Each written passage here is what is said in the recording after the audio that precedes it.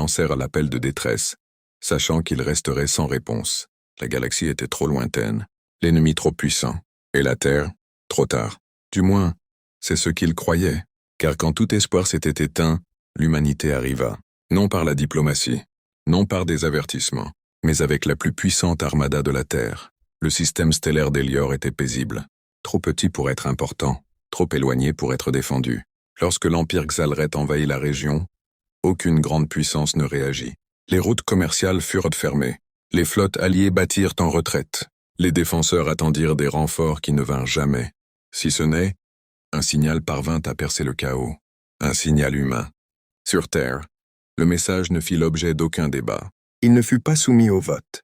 Il fut mémorisé. L'humanité connaissait le langage de l'abandon. Elle l'avait vécu dans sa propre histoire. Et lorsque l'appel se termina par ces mots, « Nous ne prévoyons pas de survie », la Terre prit une décision. Les chantiers navals du système solaire s'activèrent. Des vaisseaux civils furent convertis. Des vaisseaux de guerre expérimentaux furent lancés. D'anciennes flottes, jadis mises en réserve, furent réactivées. L'humanité n'envoya pas de force d'intervention. Elle envoya tout ce qu'elle était prête à perdre. L'Empire Xalret se moqua des analyses. Les vaisseaux humains étaient rudimentaires, peu raffinés, conçus pour l'endurance, non pour l'élégance. Ils pensaient que la Terre arriverait tard. Si elle arrivait un jour, ils se trompaient.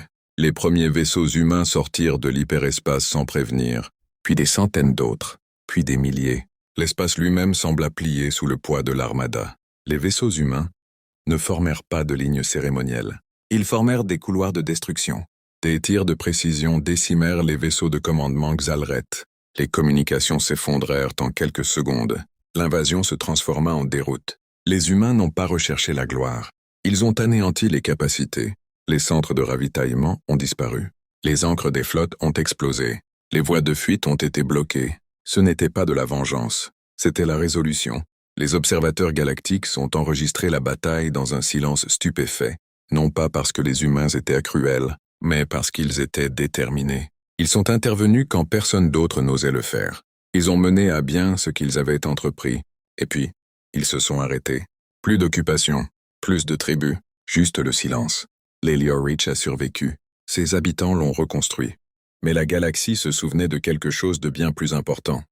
Les humains n'arrivent pas tôt. Ils n'arrivent pas souvent. Mais quand ils arrivent en force. Dès ce jour, une nouvelle règle s'est répandue parmi les étoiles. Si un signal de détresse humain est entendu, la guerre est déjà finie. Ils pensaient que personne ne viendrait.